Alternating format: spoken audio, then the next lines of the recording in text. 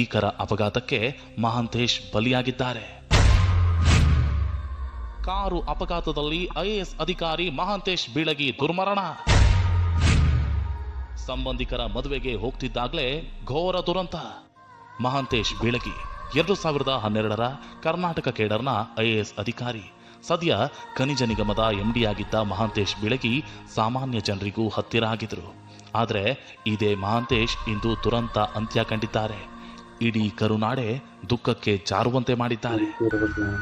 ಕಲಬುರಗಿಯಲ್ಲಿ ನಾಳೆ ಸಂಬಂಧಿಕರ ಮದುವೆ ಇತ್ತು. ಹೀಗಾಗಿ ಇನೋವಾ ಕಾರ್ನಲ್ಲಿ ಸಂಬಂಧಿಕರ ಜೊತೆ ಮಹಾಂತೇಶ್ ಬೀಳಗಿ ತೆರಳುತ್ತಿದ್ರು. ಹೀಗೆ ವಿಜಯಪುರದಿಂದ ಕಲಬುರಗಿಗೆ ಹೊರಟಿದ್ದ ಕಾರು ಜೇವರ್ಗಿ ಬೈಪಾಸ್ನಲ್ಲಿ ಭೀಕರ ಅಪಘಾತಕ್ಕೀಡಾಗಿತ್ತು. ಗಂಭೀರವಾಗಿ ಗಾಯಗೊಂಡಿದ್ದ ಮಹಾಂತೇಶ್ ಅವರನ್ನ ಕಲಬುರಗಿಯ ಖಾಸಗಿ ಆಸ್ಪತ್ರೆಗೆ ದಾಖಲಿಸಲಾಗಿತ್ತು. ಆದರೆ ಚಿಕಿತ್ಸೆ ಫಲಿಸದೆ ಮಹಾಂತೇಶ್ ಬೀಳಗಿ ಉಸಿರು ನಿಲ್ಲಿಸಿದ್ದಾರೆ. ಜೊತೆಗಿದ್ದ ಶಂಕರ್ ಬೀಳಗಿ ಅನ್ನೋ ಸಂಬಂಧಿಕ ಕೂಡ ಪ್ರಾಣ ಬಿಟ್ಟಿದ್ದಾರೆ. ಅಷ್ಟಕ್ಕೂ ಮಹಾಂತೇಶ್ ಬೀಳಗಿ ಎಲ್ಲೆಲ್ಲಿ ಸೇವೆ ಸಲ್ಲಿಸಿದ್ರು, ಅವರ ಹಿನ್ನೆಲೆ ಏನು ಅನ್ನೋದನ್ನ ನೋಡಿದ್ರೆ, ಮಹಾಂತೇಶ್ ಬೀಳಗಿ ಬೆಳಗಾವಿ ಜಿಲ್ಲೆ ರಾಮದುರ್ಗ ಮೂಲದವರು. ಧಾರವಾಡದ ಕರ್ನಾಟಕ ಕಾಲೇಜಿನಲ್ಲಿ ಪದವಿ ಪೂರೈಸಿದ್ರು. ಐಎಎಸ್ ತರಬೇತಿ ಕೇಂದ್ರ ನಡೆಸುತ್ತಿದ್ದ ಮಹಾಂತೇಶ್ ಬೀಳಗಿ ಅವರು ಉಪನ್ಯಾಸಕ ವೃತ್ತಿಯನ್ನು ಮಾಡ್ತಿದ್ರು.